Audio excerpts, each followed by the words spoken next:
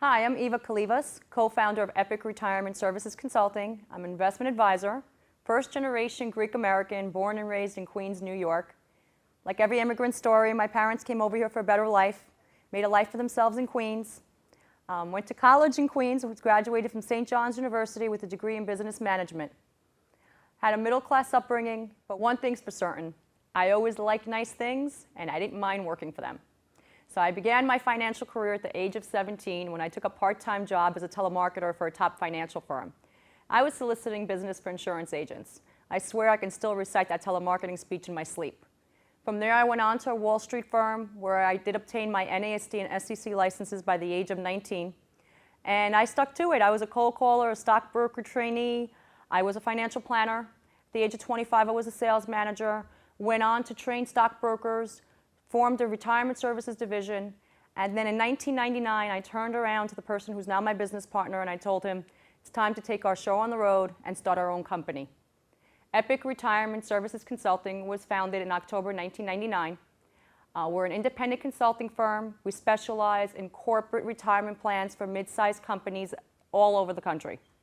Epic, by the way, stands for Excellence, Principle, Integrity, Care, and everything that we do at our firm, we do with those 4 values. We also offer individual investment counseling as well. Of course, I had to take my career one step further.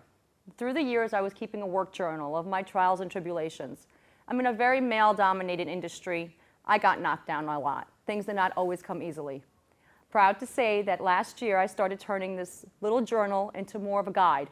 And November 2006, this guide was published. As I mentioned to you earlier, I work with companies on their retirement plans. I make sure I keep myself out of the ivory tower, though. I like being out of the ivory tower. Yes, I have a lot of meetings with CEOs and CFOs, and we discuss things on a corporate level. But a lot of my meetings are also with the actual employees. My employees, when I say employees, I don't only mean architectural firms and lawyers. A lot of my clients are manufacturing firms in Middle America. I've gone to steel plants. I've gone to meat packing plants.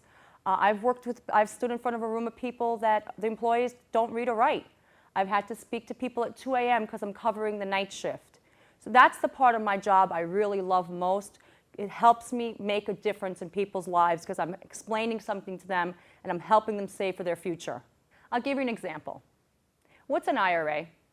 We hear about them all the time. A lot of people own them, but what exactly is it? First of all, an IRA stands for Individual Retirement Account. And the government created these accounts in order to give us an incentive to save for retirement. They realized that if you're depending on Social Security alone, it's not going to make it. We need to save for retirement on our own. I often tell a lot of these employees when I go to the meetings that you'd be surprised, most of us spend more on cable TV than we actually spend for retirement. IRAs are accounts that are created for individuals that do not have a retirement plan at work. And the government has given us a tax incentive to save for retirement. Every year, Uncle Sam comes in and tells us how much we're allowed to save. For 2007, we're allowed to save $4,000 in an IRA account. So what does this mean? Let's say, for example, you're making $28,000 a year, and you save the maximum. You save the $4,000. Well, when it comes time to do your taxes and you go to your accountant, you're going to be taxed on $24,000, not $28,000. So that's incentive number 1, is you save tax. All the money that goes into an IRA is pre-tax. But people often confuse an IRA with a mutual fund. They think it's an actual investment vehicle. It's not. And I always use the analogy that an IRA is more like wrapping paper. It's the wrapping paper. It's pre-tax wrapping paper. And then what's in the box is what's the investments. And the investments can range from anything from annuities to CDs, mutual funds, stocks, bonds, money markets. The great thing about these investments is that because they're your IRA account, any interest that accumulates tax deferred. And what tax deferred means is that you're just putting off tax till retirement. So the government is letting us save pre-tax money and they're allowing us to accumulate interest tax deferred. So what do I recommend? First of all, I recommend that if you do not have an IRA, you go and open one. It's very easy. You can go to your local bank, you can go to a financial institution, you can speak to an investment advisor, but shop around a little bit. Ask about fees. Ask about annual fees. Ask about investment fees. Are there any fees to buy or sell any of the investments? But most importantly, start one, because without it, your retirement's going to be a lot more difficult. I can go on and on about this topic. It's obviously something I'm passionate about. And I usually end my seminars by asking if people have any questions, but I can't do that. So I'm going to end by saying thank you, and I look forward to hearing from you soon. Eva, tell me the name of your book, and if you could, tell me one of the funniest stories from the book that you really enjoy bringing out there. The name of the book is I Get Knocked Down, A Woman's Survival Guide to Business and Life. And one of the funniest stories was definitely, it was a time that I was out of work.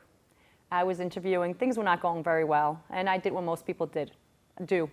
I stayed home and I ate a lot. Menage a trois with Ben and Jerry, a lot of Entenmann's cakes, you name it. I was out of work, I was looking for work, and of course I was eating a lot.